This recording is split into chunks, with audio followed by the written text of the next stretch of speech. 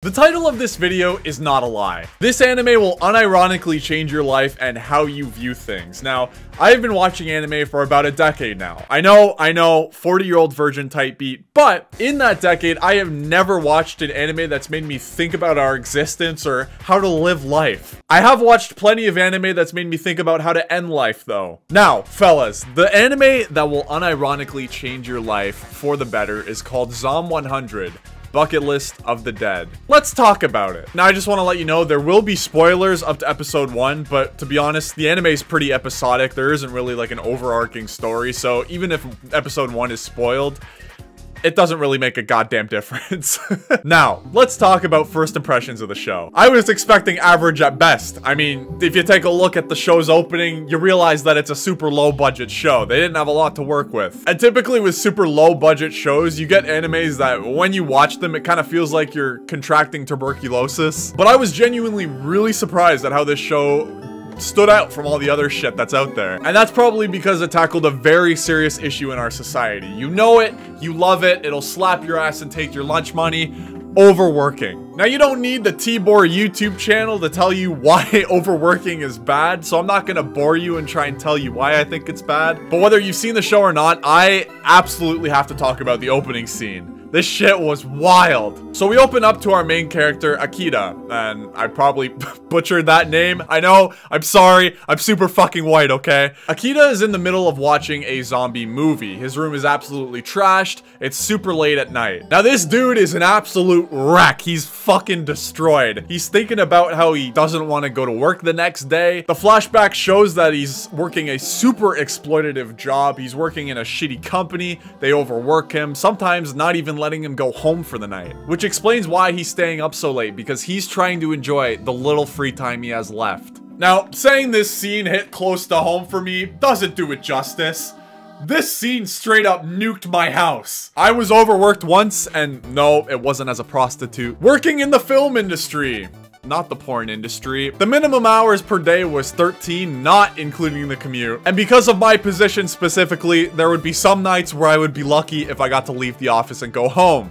Much like Akita in the show. So to say this scene hit me hard is a huge fucking understatement. So I can say with 100% certainty that this show, this entire opening scene here, is scarily accurate. Now, where does the life-changing part of this show show up? Well, it starts when the zombie apocalypse hits. Now, when I was watching the show for the very first time, I was expecting like a sort of Shaun of the Dead vibe to come in, you know, where they all have like a funny haha time, not really taking it seriously. It's more so just a comedy. But oh my god, was my dick twisted 360 degrees. Rather than the show being about the zombie apocalypse at all, it's more so about Akita and his friends doing whatever they want to do in their lifetime. I know it sounds kind of basic, which it is, but that's the reason it's so good, because idiots like me, we can wrap our heads around that no problem. Now, the reason that this is a real life-changing show is because it includes little details that are really applicable to real life. Let's focus on the bucket list for a second, shall we? The main character, Akita, has a bucket list titled 100 Things to Do Before Becoming a Zombie. Whereas one of the other main characters, Shizuka, oh my god, I almost fucked that up.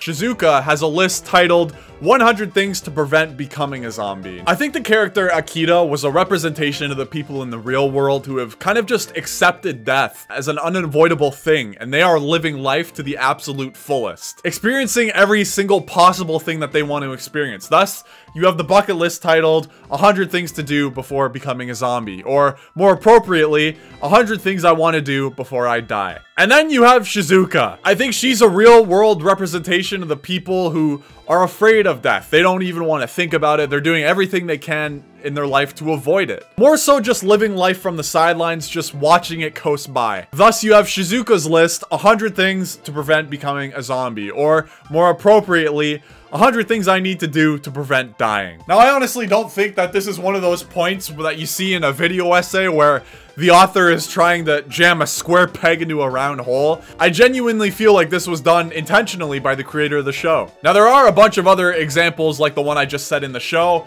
but I don't want to ruin them for you. I want you to experience that shit on your own, because I'm just an idiot on the internet, and I could not sum it up for the life of me better than that show could. All right, this is gonna sound pretty stupid, and you're probably gonna cringe at this next line that I'm about to drop here.